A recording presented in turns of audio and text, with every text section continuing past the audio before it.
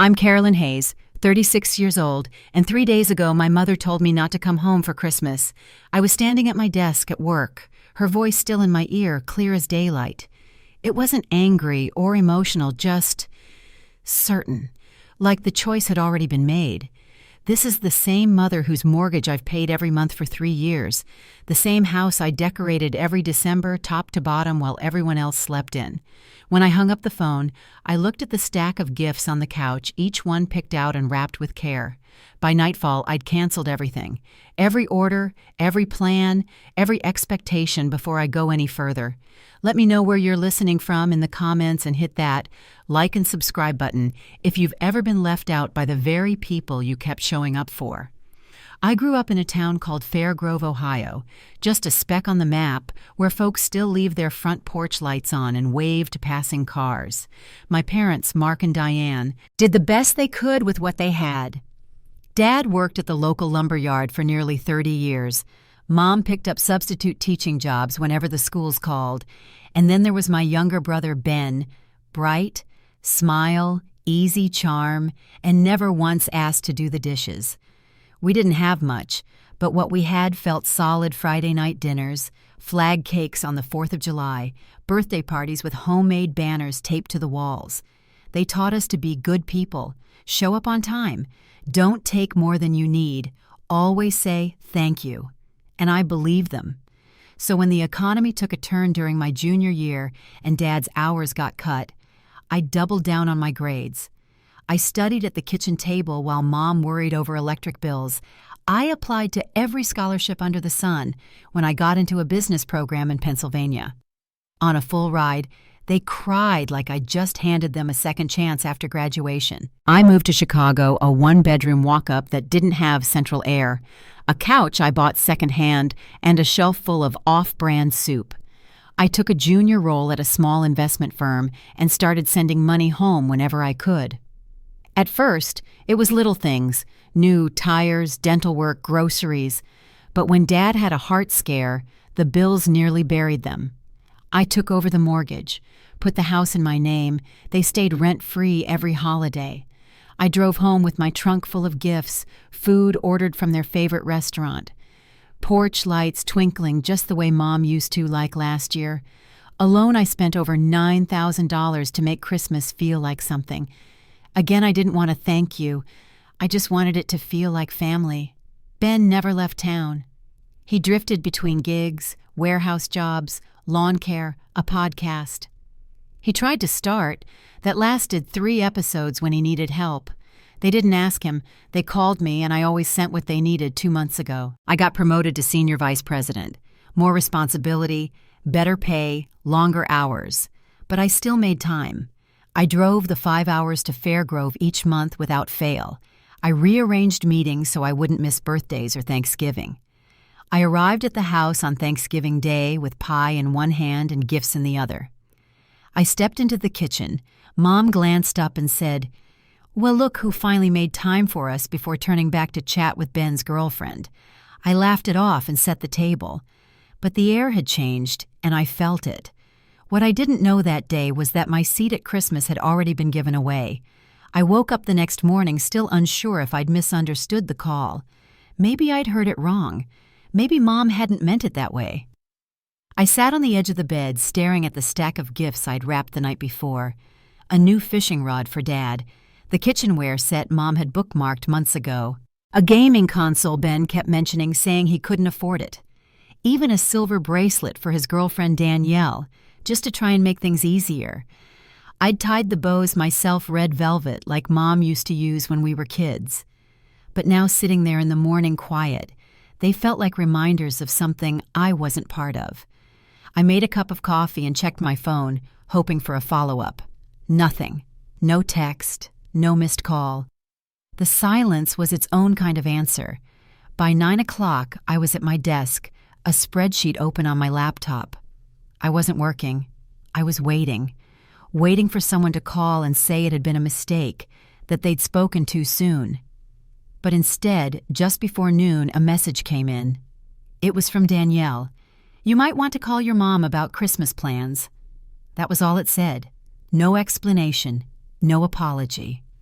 I stared at the message, read it twice, then picked up the phone. She answered on the second ring. "We all talked, Carolyn," she said, her tone flat. "We just think it's better this way. Better how I asked. Better without me."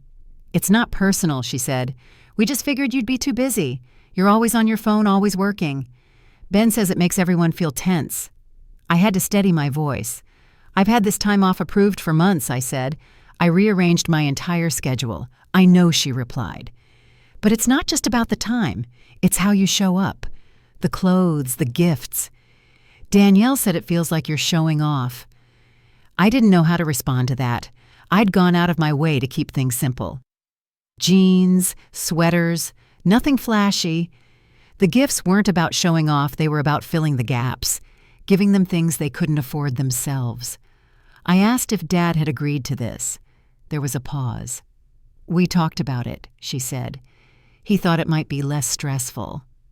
I waited, hoping she'd take it back or soften the words, but nothing came. "We're still doing the catering," she added. "It was generous of you to set that up. And of course, if you already bought the gifts, you can send them." I looked at the photo on my desk, one from a summer cookout years ago. Dad holding the grill lid open, Ben smiling beside him, Mom's arm around my shoulder. We looked like a family. I didn't recognize any of them now. "I see," I said. "Don't be dramatic," she replied. "It's just one Christmas. You can come for Easter if your schedule allows." I ended the call without saying goodbye. That evening, I got home and changed into sweatpants. I didn't turn on the tree. I didn't return Madison's calls. I just sat in the quiet, letting the day catch up to me. The next morning, I started canceling things. The catering company refunded half the deposit. The shelter coordinator was kind when I called. I asked her to remove my family's name from the Christmas donation and told her I'd like to double it. She asked if they could serve more families. I said yes. She thanked me, her voice catching just slightly. By noon, I was sitting across from a loan officer at the bank. "I need to know what happens if I stop making mortgage payments," I told her. She asked if I was experiencing financial hardship. "No," I said. "Just reevaluating the arrangement." She walked me through the process. Grace period, foreclosure timeline, credit impact. We talked through options, transferring the loan, refinancing, selling the home. I left with a folder under my arm and a lot on my mind. That night, I sat at the kitchen table and opened a new email. Subject change in plans. Mom, Dad, Ben, following our recent conversation. I'm making a few adjustments. The catering has been canceled. January's mortgage payment will not be made. I've arranged for all future statements to be sent directly to you so you can decide how to proceed. I've respected your decision about Christmas. I ask that you respect mine regarding financial support. Carolyn. I hit send. Then I blocked notifications from their numbers. Not permanently, just long enough to hear myself think. The next day, I took a personal day from work. I turned off my phone, booked a massage, and walked downtown in the cold wearing the scarf Madison had given me last year. I stopped in a travel agency on a whim and booked a flight to Maui. Ocean view 1 week. No obligations. Just space. By the next afternoon, they'd noticed. Texts started coming in. "What do you mean the catering is canceled? Is this a joke? Call Mom. She's having a fit." Then the voicemails.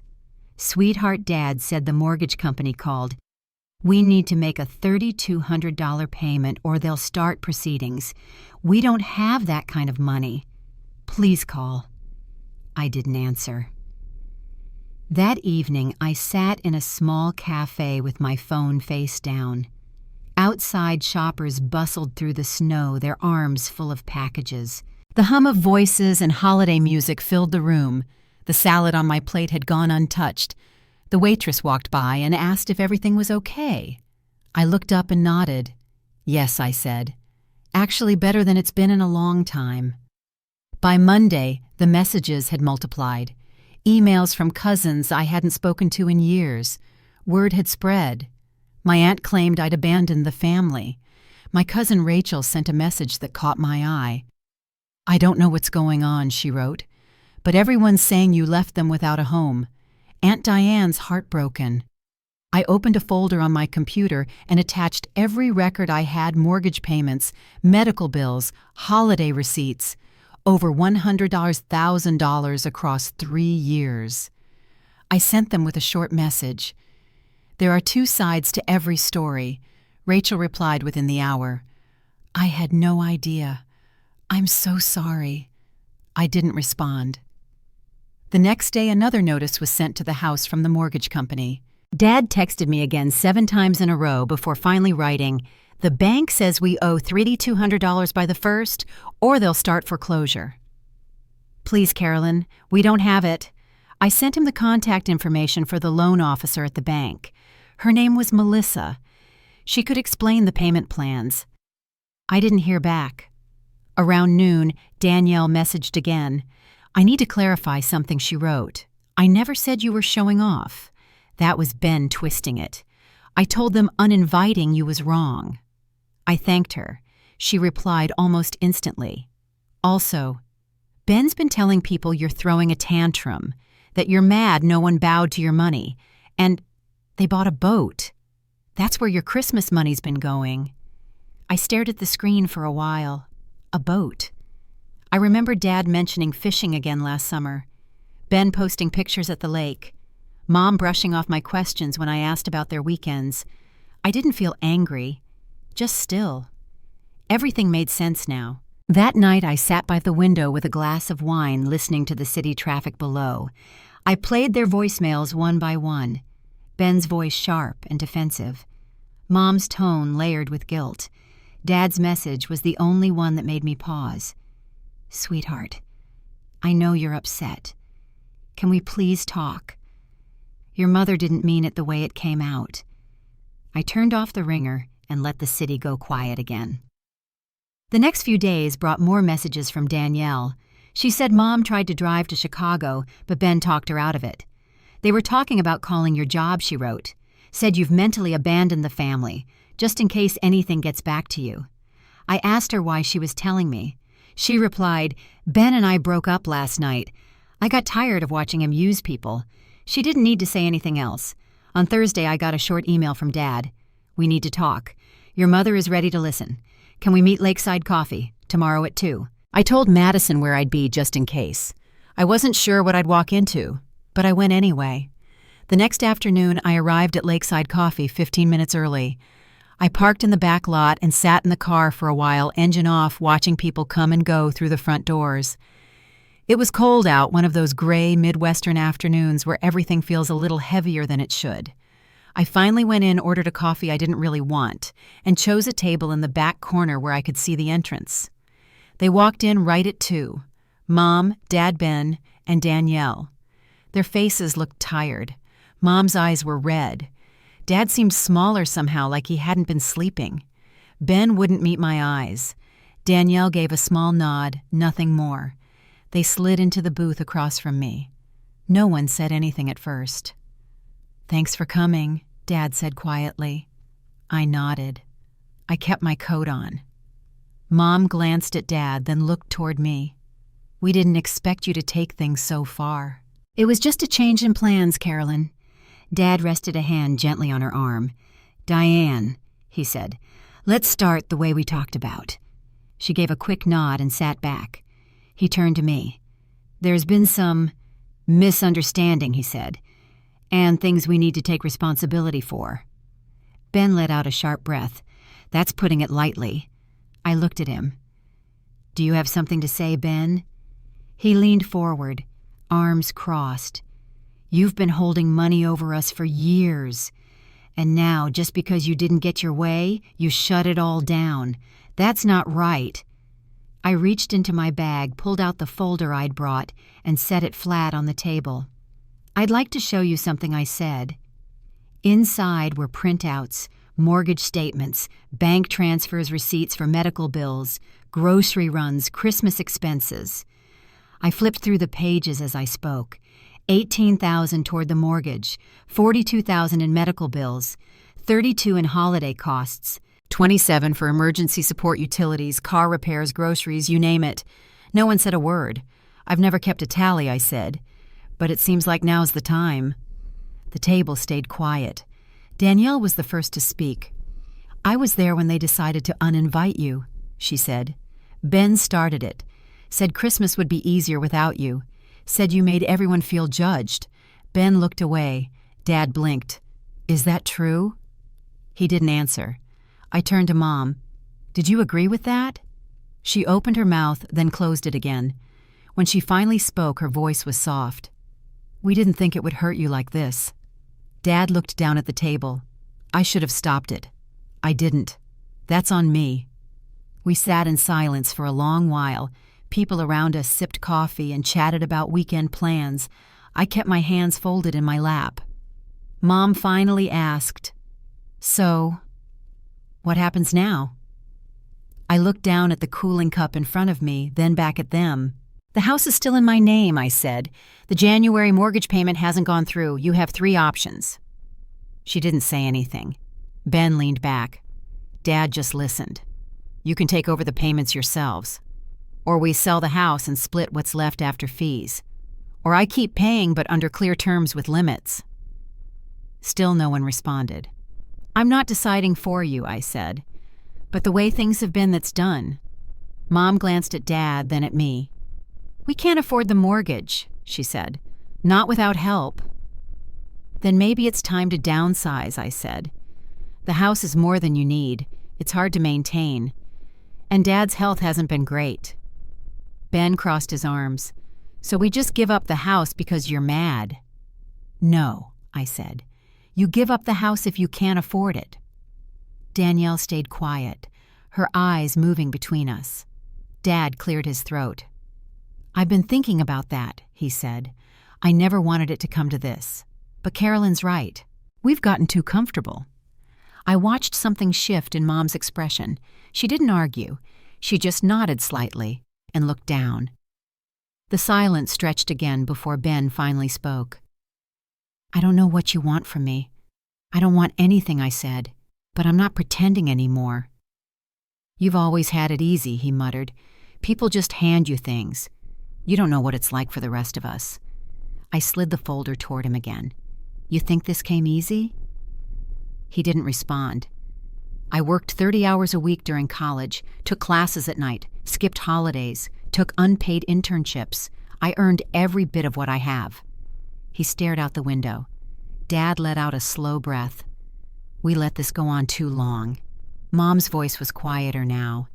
At first we were grateful, and we told ourselves it was temporary, but over time, it just became normal.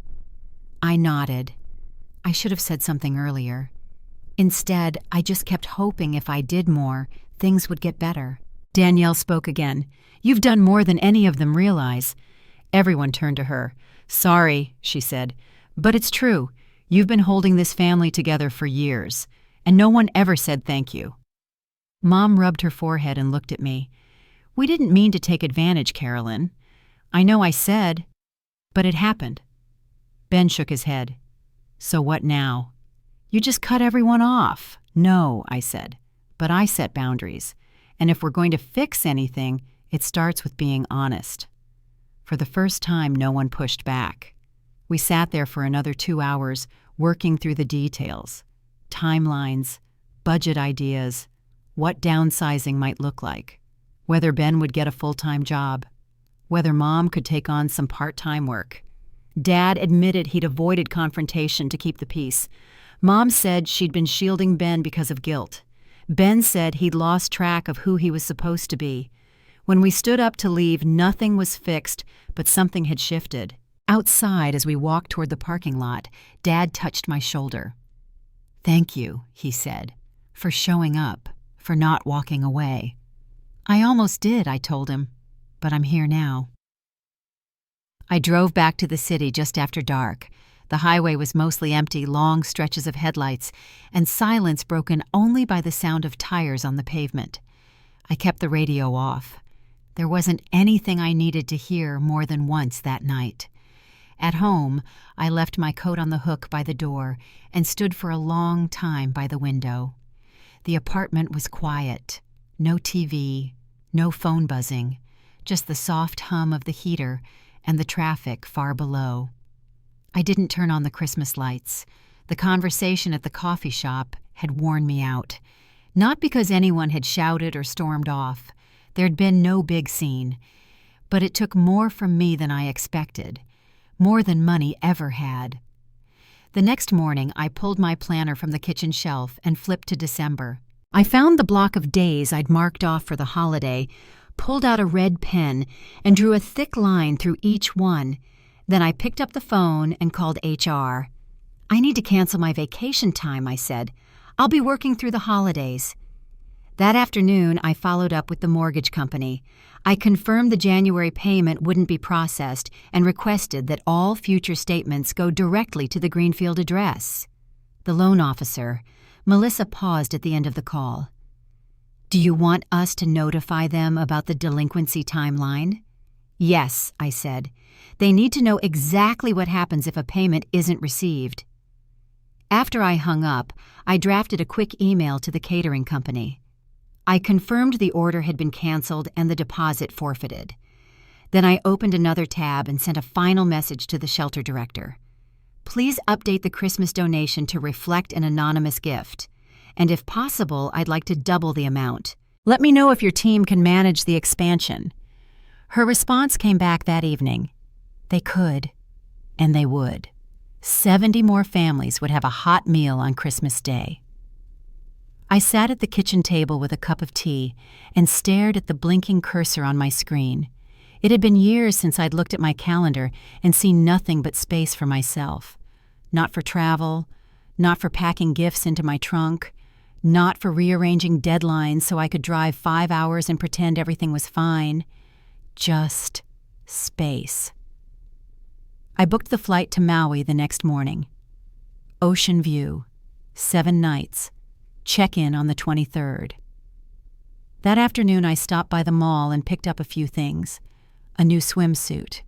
A paperback from the display near the register. Sandals. The woman at the counter smiled as she rang up the items. "Heading somewhere warm?" she asked. "Just a change of scenery," I said. Later that evening I turned my phone back on during dinner. It buzzed almost immediately. 12 missed calls, 27 texts, 4 voicemails. I didn't listen to them. I didn't open a single message. Instead, I typed out one short text. "I'm unavailable until after the new year. The mortgage office can assist with any questions." Then I muted every thread, turned off notifications, and zipped up my suitcase. The flight left just after dawn. The plane was quiet couples heading south, families wearing matching sweatshirts, a few solo travelers like me. I kept to myself, watched the sky shift from gray to gold, and stepped off the plane just past noon. The air smelled like hibiscus and salt. At the resort, the front desk clerk handed me a welcome drink and a key card. "You're all set through the 30th, she said, sliding the key across the counter. The room was simple wood floors, linen curtains, a small balcony that looked out over the water. I unpacked slowly, hung the new clothes in the closet, set the book down by the bedside table. That evening I walked barefoot along the beach until I found a seafood shack tucked behind a row of palms. White lights strung across the patio. Mismatched chairs and tables worn smooth from salt air. I ordered grilled shrimp and sat alone watching the sun dip into the water. Back in my room, I checked my phone. More messages, more missed calls. One from Ben. "You don't understand what you're doing. If we lose the house, that's on you." One from Mom. "I don't know how we got here, but I'm begging you, please fix this." One from Dad. "We made mistakes, but I never stopped loving you. If you can call just me, I'd like that." I didn't reply. I set the phone face down on the nightstand and stepped out onto the balcony. The tide was pulling back from the shore, soft and steady. Palm trees rustled in the breeze. I wrapped a light shawl around my shoulders and stayed out there until long after dark. 2 days before Christmas, I finally responded to Dad's message. "We need to talk. Just us, if that's easier." His reply came an hour later. "Lakeside Coffee, downtown, 2 o'clock. I landed in Chicago early the next morning, dropped my bag at the apartment, and walked through the quiet streets with a scarf wrapped tight around my neck. The snow had settled into soft piles along the sidewalks.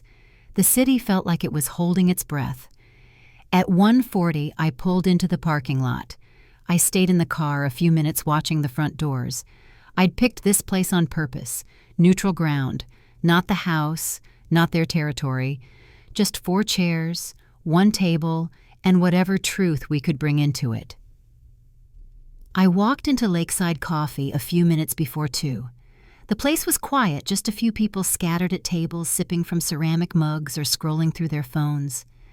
I ordered a plain coffee, then made my way to the back corner where I could see the whole room, the same table where we'd all sat together just days earlier. At 2:03, the door opened. Dad came in alone. He looked around until he spotted me, then gave a short nod and walked over. He moved slower than usual, shoulders rounded under his coat hat still in his hands. When he sat down, he didn't say anything at first, just placed the hat in his lap and looked out the window for a moment. "Thanks for meeting me," he said. I nodded. "You said just you." He folded his hands together, thumbs pressing against each other. I thought it might be easier that way, at least for now. The waitress came by and he ordered a cup of tea. Chamomile, no sugar. I watched his hands tremble slightly as he reached for the mug once it arrived. "I've been thinking," he said finally, "about everything. The way things built up. What we let become normal." I waited. He looked at me directly. I should have stepped in sooner. But I didn't. And I think I let that house become more important than it should have been. I didn't say anything, just let him talk. "Your mother," he continued. "She meant well, but she panicked. When Ben said he might move out, she didn't want to risk more change. So you decided not to invite me for Christmas," I said, keeping my voice steady. He nodded slowly. "That was wrong. There's no excuse for it." I took a breath, reached into my bag, and placed the same folder on the table. I slid it toward him open to the page that listed the totals. Mortgage, medical, holidays, everything. He read through it without speaking. "I kept records," I said, not to prove a point, but because someone had to keep things organized. It added up. He flipped one more page, then pushed the folder back toward me. "I knew you were helping. I just didn't realize how much. Or maybe I didn't let myself realize." We sat there in the quiet. "I'm not asking for the money back," I said. "But I can't keep doing it." "I understand," he said. "That's not why I asked to meet."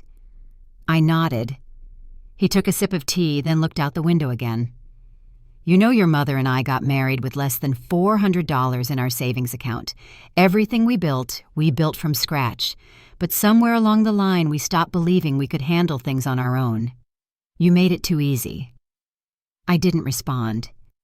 "I think we forgot you were doing it by choice," he said. "And choices can change." We were quiet for a while after that, the kind of silence that doesn't feel tense, just settled. I told her he added that things would have to be different now. She knows. Ben knows. I think we all do. "I'm not cutting anyone off," I said, "but I am putting limits in place, and I'm not stepping in every time something goes wrong." He nodded again. "Fair. I'll cover 2 more months of the mortgage," I continued. "That gives you time to figure things out. After that, it's your responsibility.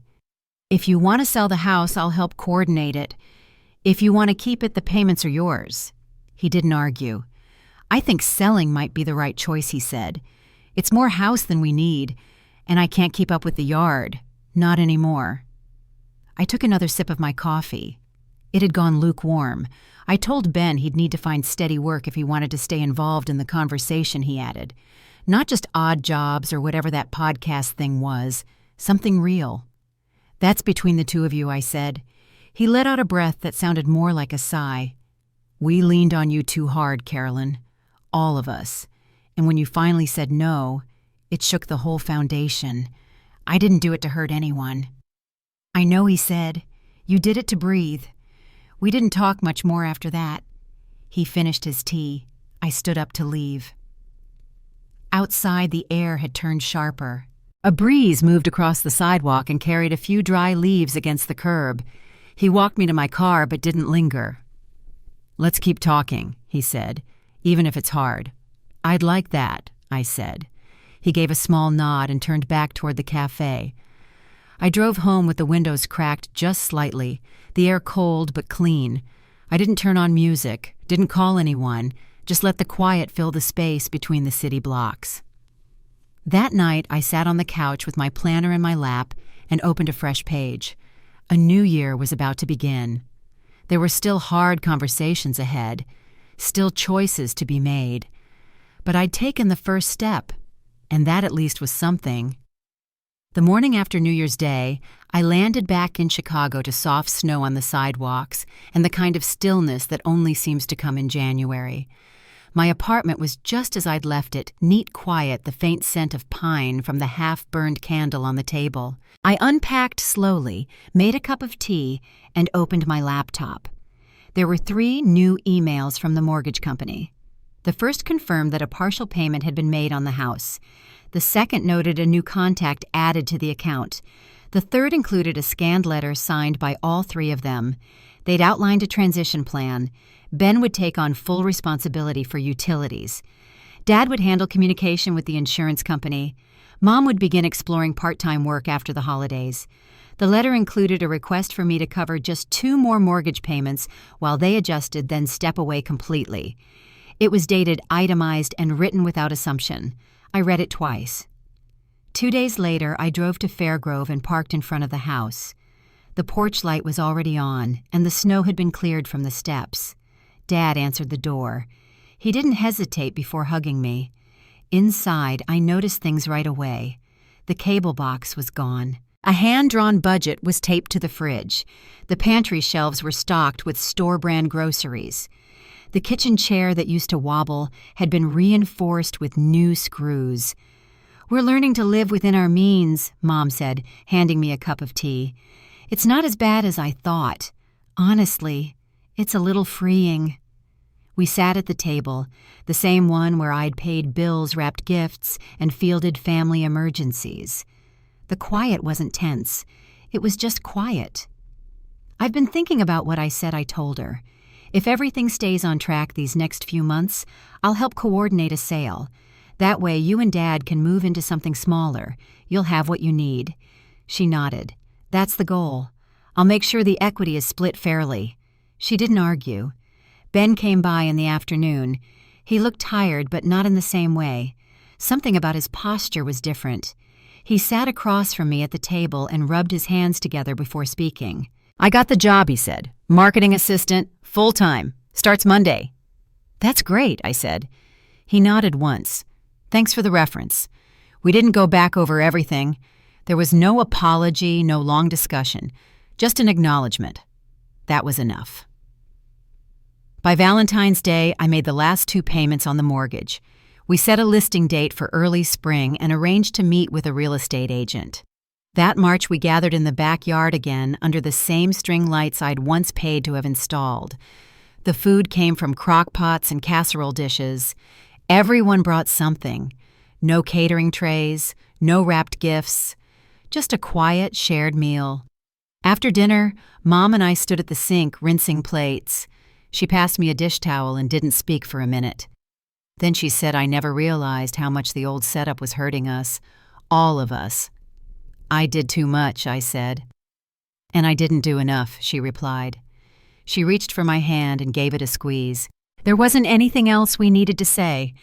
In early summer, the house went on the market. Mom found a small 2-bedroom condo on the quiet side of town. It had everything they needed. No stairs for Dad, a patch of garden, and just enough room for a second-hand dining table they refinished together. Ben moved into an apartment across town with a friend from work. He was still figuring things out, but for the first time he wasn't leaning on anyone else to do it for him. The last gathering at the old house happened in late June. We kept it simple. A potluck meal on paper plates, folding chairs on the lawn, lemonade in a plastic pitcher, Nobody tried to impress anyone. We laughed easily, spoke plainly, and stayed outside until the sun slipped behind the trees.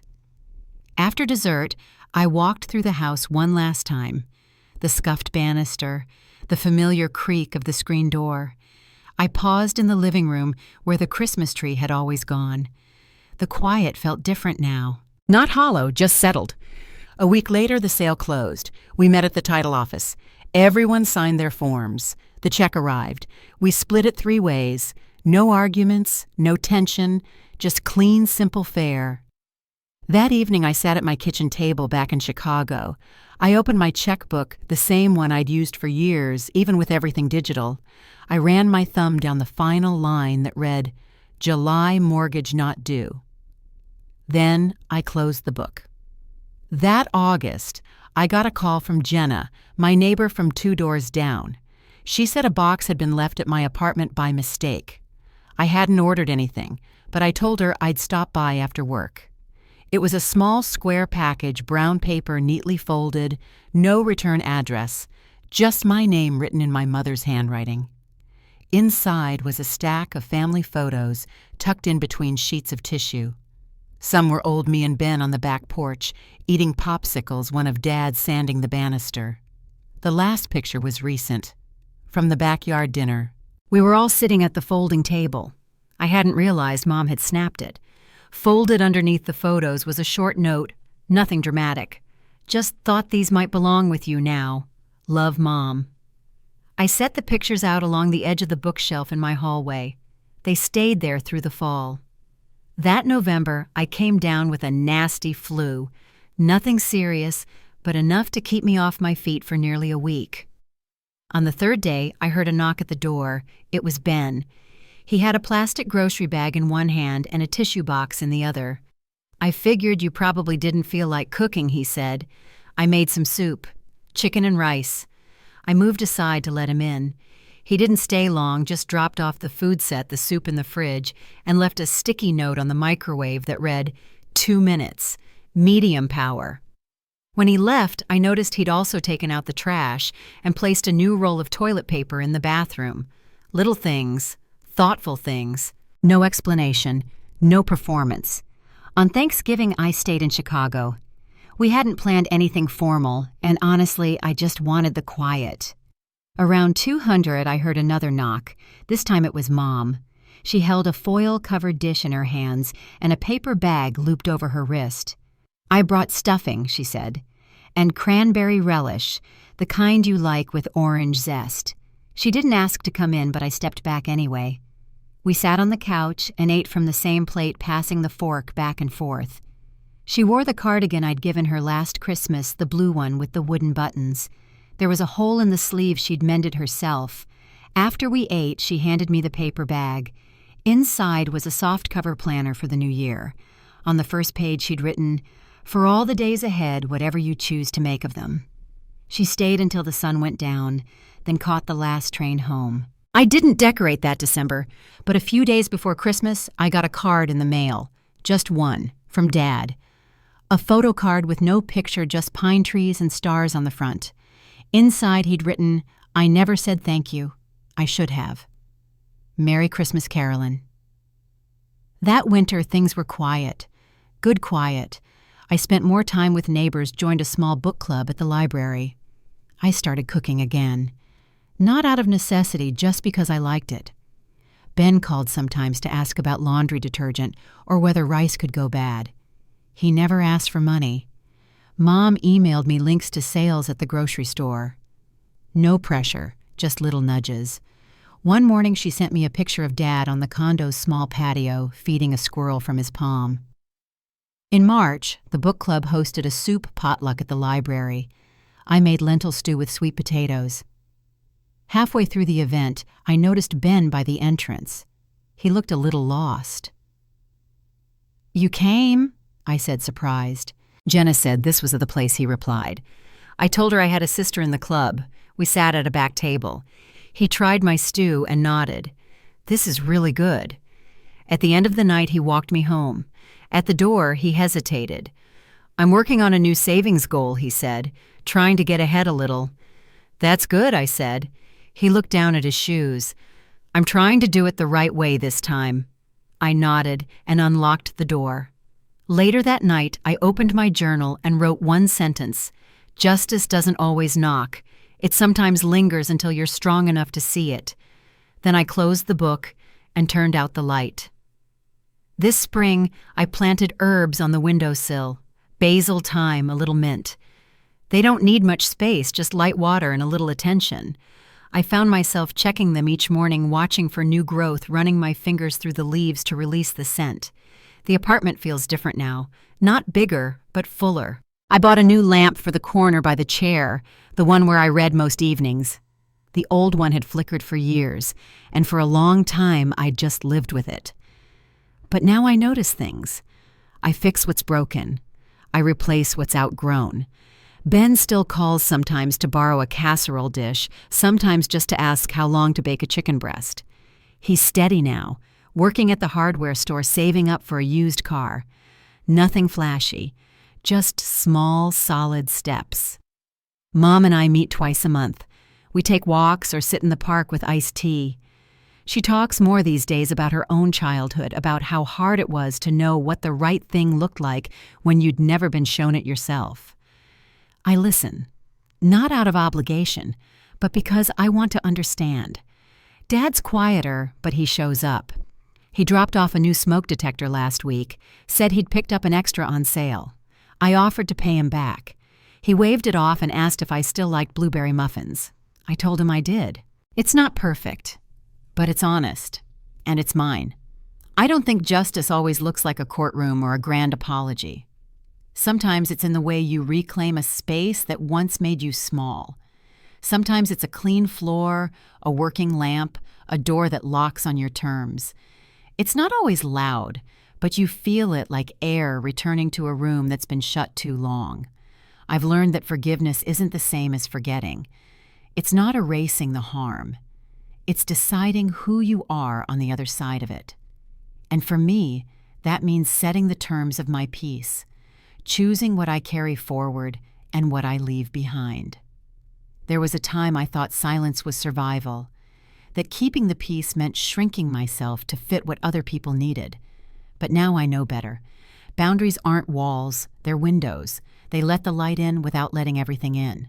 If you're listening to this and you've been made to feel like a guest in your own life, I want you to know it's not too late to come home to yourself. And if this story reminded you of something in your own life, share it in the comments. Someone might need to hear it. And if you'd like to hear more stories like this, go ahead and follow along. We're building something quiet here but strong. Thanks for listening.